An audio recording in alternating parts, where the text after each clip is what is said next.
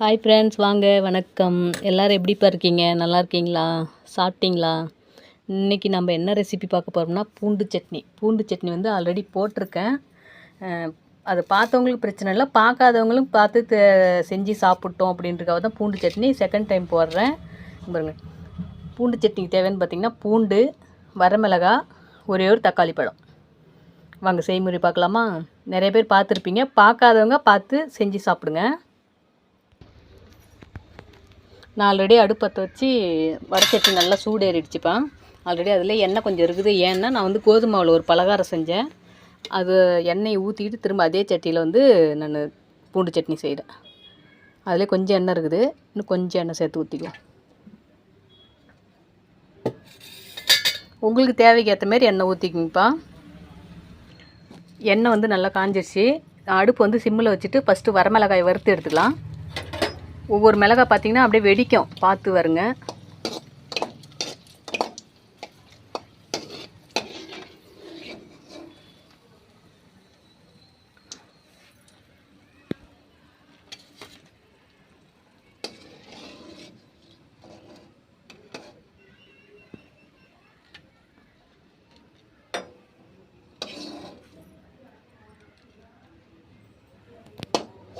எண்ணெய் கொஞ்சம் சூடு ஏற்றோம், நார்மலில் வச்சுருங்க. எண்ணெய் வந்து நல்லா காஞ்சிருச்சுப்பா. பூண்டு போட்டுக்கலாம்.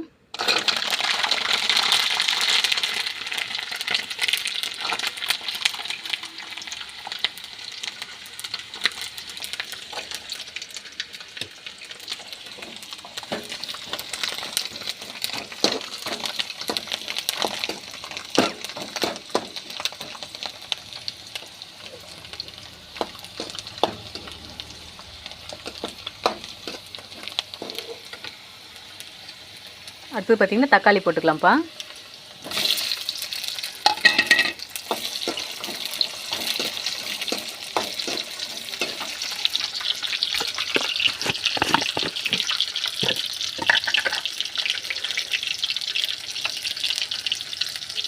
இதிலே வந்து தேவையான உப்பு போட்டுக்கலாம்ப்பா.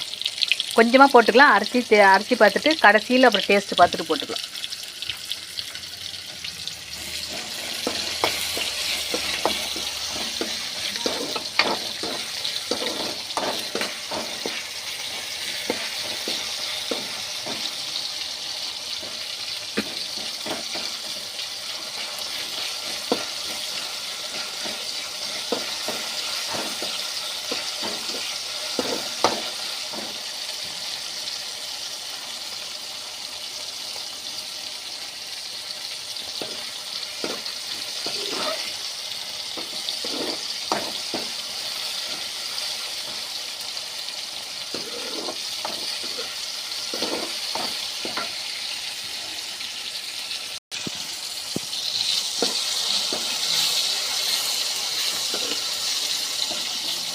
போதும்ப்பா. அடுப்பு ஆஃப் பண்ணிவிட்டு திரும்ப அரைச்சிட்டு எப்படி தாளிக்கிறதுன்னு பார்க்கலாம்.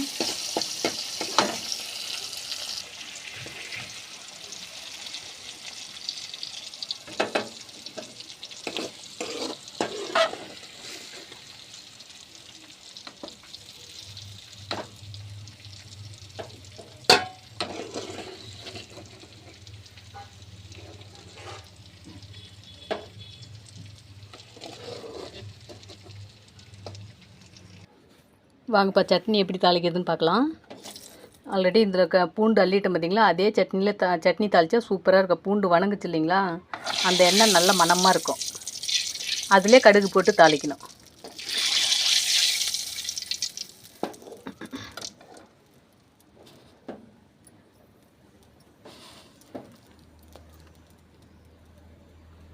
கொஞ்சம் கடுகு போட்டுக்கலாம்.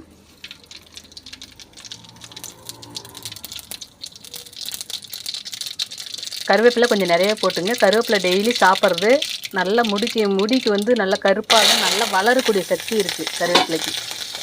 டெய்லியுமே வெறுவாயிலே சாப்பிட்லாம்ப்பா கருவேப்பிலை, அவ்வளோ நல்லது. சட்னி போட்டுக்கலாம். நான் வந்து கெட்டியாக அரைச்சிட்டேன். அடுத்து வந்து பார்த்திங்கன்னா கொஞ்சம் லைட்டாக மிக்சியில் தண்ணி ஊற்றி கொஞ்சம் தண்ணி ஊற்றி தட்டுமும் கொஞ்சம் அலாசி ஊற்றிக்கலாம்.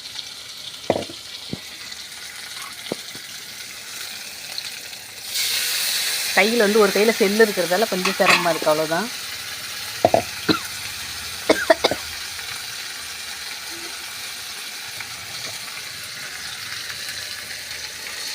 தண்ணி வந்து கொஞ்சமாக ஊற்றிக்கோங்க.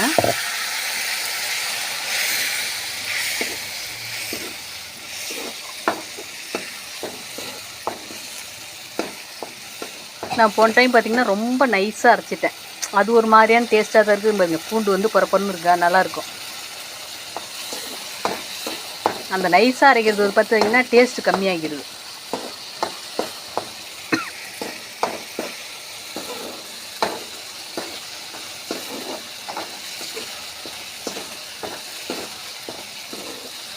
இந்த எண்ணெயிலே வந்து கொஞ்ச நேரம் நல்லா அப்படியே சுண்டுற மாதிரி இருக்கட்டும், தண்ணிலாம் சுண்டுற மாதிரி இருக்கட்டும்.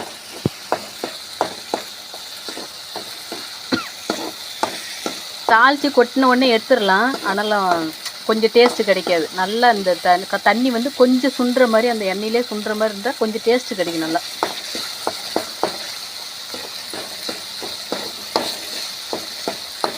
இப்போ வந்து உப்பு காரம் பார்த்துக்கலாம். காரத்தை ஒன்றும் பண்ண முடியாது, உப்பு கம்மியாக இருந்தால் போட்டுக்கலாம், அவ்வளோதான்.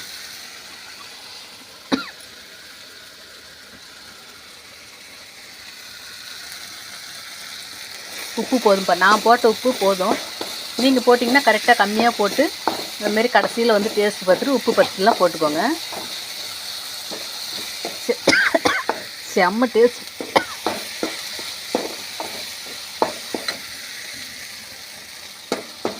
நான் அடிக்கடி பூண்டு சட்னி செய்கிறதே பாப்பாவுக்காக தான். நல்லா பால் கிடைக்கும். பாப்பா குழந்த பிறந்திருக்குது இல்லையா, நல்லா பால் கிடைக்கும். அதுமாரி வந்து குழந்தைக்கும் தாய்க்குமே நல்ல ஒரு வாய்வு பிரிகிற மாதிரி இருக்கும். வயிற்று வலி இல்லாமல் இருக்கும் குழந்தைக்குமே கூட.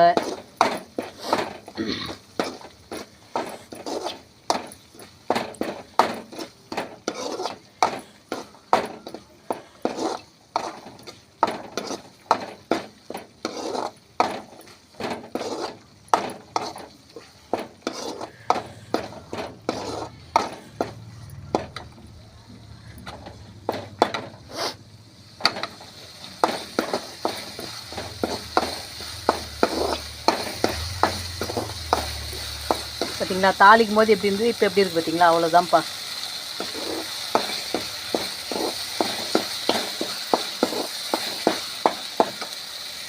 Super taste. செஞ்சு சாப்பிடுங்க. பாய்.